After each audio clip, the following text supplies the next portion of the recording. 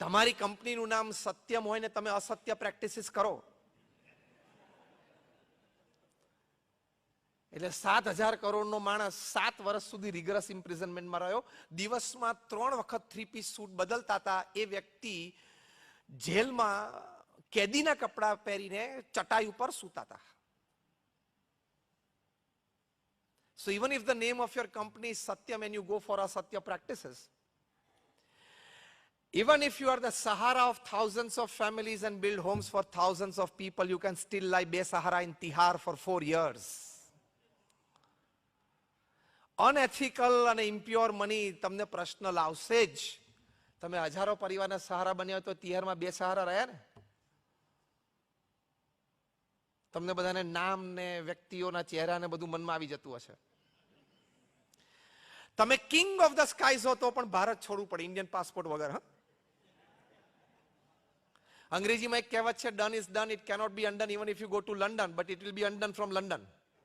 2-3 ને જે પાછા લાવવાના છે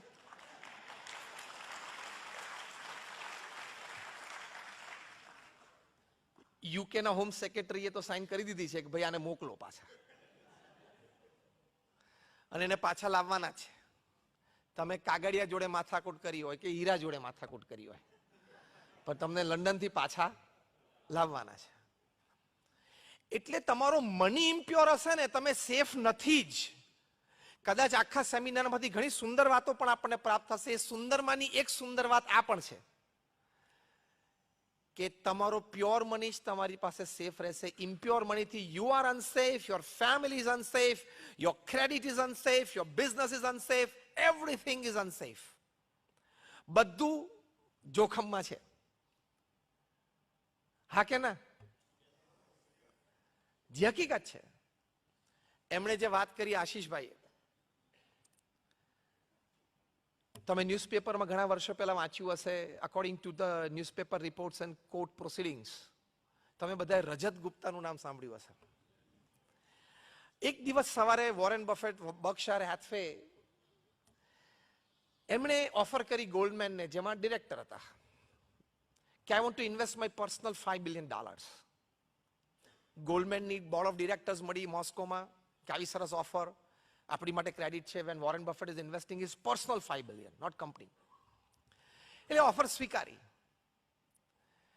બોર્ડની મીટિંગ પૂરી થઈ એટલે એવું કહેવાય છે, according to newspaper reports and according to the US court proceedings, that Rajat Gupta made a 5-second phone call to his friend Rajaratnam, ન્યુયોર્કમાં. બંનેની, એ શ્રીલંકન, બંનેની એક જોઈન્ટ કંપની ચાલતી હતી, અને ખાલી એટલું બોલે કે pick up Goldman as much as you can. એટલે કે વોલ સ્ટ્રીટ કે નેસ્ડેક ને ઉછાળ, જેમ બોમ્બે સ્ટોક એક્સચેન્જ ને કોઈ ઉછાળે ને, આપણે 1-2 જણા મહેતા ઇત્યાદિ કે ઉછાળેલા છે ભૂતપૂર્વ. એટલે એને ગોલ્ડમેન પરચેસ કરવાનું ચાલુ કરી દીધું ગાંડાની જેમ. $1.5 to $2 million સ્ટોક્સ પિકઅપ કર્યો. નેક્સ્ટ ડે અનાઉન્સમેન્ટ થઈ, કારણ કે ખબર હતી કે આ અનાઉન્સમેન્ટ થશે એટલે ગોલ્ડમેનના શેરના ભાવ વધશે. અનાઉન્સમેન્ટ થઈ એટલે વધવા માંડ્યા. ઇનિશિયલ પરચેસિંગ ચાલુ રાખ્યું. બપોર પછી એમ લાગ્યું કે પીક ઉપર પહોંચી ગયું છે, એટલે વેચવાનું ચાલુ કરી દીધું. સાંજે બધું વેચી દીધું. According to the US court proceedings, they made a good $1.5 to $2.5 million profit. મજા આવે કે નહીં બોલો? 24 કલાક, હવે આ સ્ટેટમેન્ટ સાંભળજો, 24 કલાક એટલે કે એક દિવસ, એક ડીલ અને $2.5 million. મજા આવી જાય ને? 16, 17, 18 કરોડ રૂપિયા 24 કલાકમાં. પણ ઇમ્પ્યોર મની છે. આ ઇઝ નોટ સેફ. ત્યાં ન્યુયોર્કમાં મેનહટનમાં એક ગવર્મેન્ટ એટોર્ની પ્રીત ભરારા એમનું નામ, એમને થયું કે આવું કેવી રીતે બને, કોક આગલા દિવસે આટલું બધું ગોલ્ડમેન ઉપર તૂટી પડે, એના સ્ટોક્સ આવી રીતે ગાંડાની જેમ બાય કરે, બીજે દિવસે આવી કોઈક એનાઉન્સમેન્ટ થાય, સ્ટોક્સ રાઇઝ થાય ને આટલો મોટો પ્રોફિટ બનાવે. He must have sum inside information, and which is a big crime. Inside information is a big crime. બહુ મોટો ગુનો છે. કારણ કે નાના લોકો, નાની બચત વાળા, એ લોકોના પૈસામાં જાય છે ને. નાનો માણસ બિચારો ભિખારી થઈ જાય છે, કારણ કે એને તો કંઈક માહિતી છે જ નહીં. એને તો ભાવ વધવા માંડે એટલે બિચારો પૈસા નાખવા માંડ્યો અંદર. એટલે પછી ટ્રેક બેક, કોર્ટમાં કેસીસ ચાલ્યા. કોર્ટે રાજારત્નમને પૂછ્યું કે ડુ યુ એક્સેપ્ટ કે you had some inside information from the market? તો કે યસ. 12 વર્ષની જેલ. અત્યારે જેલમાં જ છે. પછી રજત ગુપ્તાનો વારો આવ્યો. રજત ગુપ્તા માટે લગભગ 200 જેટલી ઇન્ટરનેશનલ પર્સનાલિટીઝ અને ફાઉન્ડેશન્સ અને ઓર્ગેનાઇઝેશન્સે યુએસ કોર્ટ્સને પત્ર લખ્યા કે આ માણસે કેટલી બધી સમાજ સેવા કરી છે, મોટા મોટા દેશ અને કોન્ટિનેન્ટ્સને સોશિયલ પ્રોજેક્ટ્સ માટે એટલી બધી હેલ્પ કરી છે. Please pardon him to the maximum. જેટલી એની પર દયા રાખી શકે એટલી રાખજો. તો પણ યુએસ કોર્ટે એને કીધું કે ડુ યુ એક્સેપ્ટ? એટલે પહેલા કન્વિક્શન આવે પછી સેન્ટેન્સિંગ આવે કાયદા પ્રમાણે. એટલે કન્વિક્શન આવ્યું એટલે એમને કીધું હા મેં ખોટું કર્યું છે. સેન્ટેન્સિંગમાં કીધું 2 years ઇન જેલ. રજત ગુપ્તા માટે એવો શબ્દ વપરાતો હતો, he was the corporate face of India in the western world. Conviction આવ્યું અને પછી સેન્ટેન્સિંગ આવ્યું ત્યારે પેક્ડ કોર્ટરૂમમાં પ્રેસ ગેલેરી પેક્ડ હતી. એની વચ્ચે નતમસ્તક થઈ જવું પડ્યું, આંખમાં આંસુ આવી ગયા અને એક વાક્ય બોલ્યા જે રેડ લાઇન છે દરેક ઇન્વેસ્ટર્સ માટે, પ્રમોટર્સ માટે, ડિરેક્ટર્સ માટે, ટોપ મેનેજમેન્ટ માટે, બધા માટે. અને શું છે? I am quoting him now word to word and letter to letter. Rajat ગુપ્તાએ કીધું કે my 40 years of corporate image building has gone down in drain in a 5-second mistake. 40 વર્ષની મારી આંતરરાષ્ટ્રીય કારકિર્દી કોર્પોરેટ વર્લ્ડમાં એ મારી એક 5 સેકન્ડની ભૂલ માટે ધૂળધાણી થઈ ગઈ, ગટરમાં જતી રહી. એટલે ખોટું કરવું નહીં, ખોટા ધન ઉપાર્જન માટે પ્રયત્ન કરવો નહીં. નહીં તો આપણે આપણું જીવન ખોશું, પરિવાર બરબાદ થશે, તમારો નોકરી ધંધો વ્યવસાય બરબાદ થશે અને આ બધા કરતા વિશેષ પ્રતિષ્ઠા, આબરૂ બધું ખોઈ બેસો. તમે જેમ ઇલેક્ટ્રિસિટી સાથે રમી ન શકો, જેમ ફાયર સાથે રમી ન શકો, પાણી સાથે રમી ના શકો, એમ અનીતિ સાથે પણ રમાય નહીં. હું ઘણી વખત બહુ સિમ્પલ દ્રષ્ટાંતથી આ વાત સમજાવું છું કે તમે ઇલેક્ટ્રિકલ એન્જિનિયર બન્યા હો, તમે જુનિયર એન્જિનિયર તરીકે કારકિર્દી શરૂ કરો, then you become a senior engineer, then you become an executive engineer, you become Maharashtra Electricity Board member, પછી તમે કદાચ મહારાષ્ટ્ર ઇલેક્ટ્રિસિટી બોર્ડના ચેરમેન પણ બનો. તમે fine on a fine Sunday morning તમે આમ ન્યૂઝપેપર વાંચતા હો, કપ ઓફ કોફી તમારી બાજુમાં અને પ્લગની સામે આમ કોલર ઊંચો કરીને અને ઇલેક્ટ્રિક પ્લગને કહી શકો કે તારું ડિસ્ટ્રીબ્યુશન આખા મહારાષ્ટ્રમાં મારા હાથમાં છે, હું ચેરમેન છું, આમ મારી આંગળી છે, ધ્યાન રાખજે હું પ્લગમાં નાખું છું. એવું કહેવાય? અને ચેરમેન સાહેબ પોતે પ્લગ માંગણી નાખે તો, મહારાષ્ટ્ર ઇલેક્ટ્રિસિટી બોર્ડના ચેરમેન પોતે પ્લગ માંગણી નાખે તો શું થાય? કેમ? Electricity doesn't know your post, position end power. In the same way,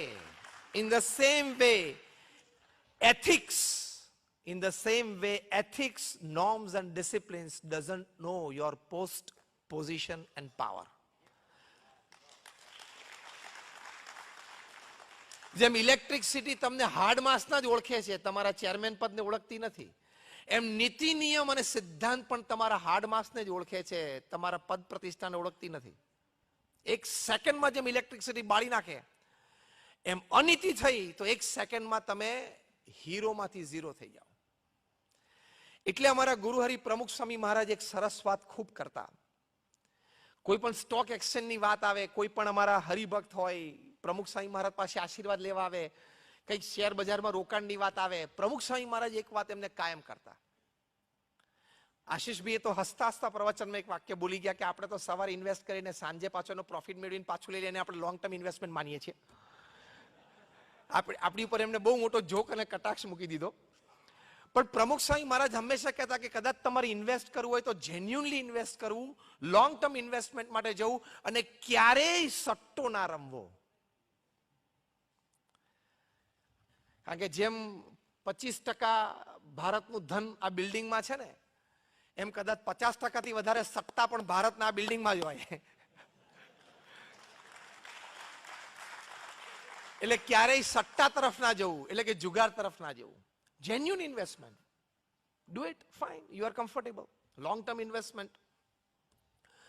તો that is pure money, that is safe with you.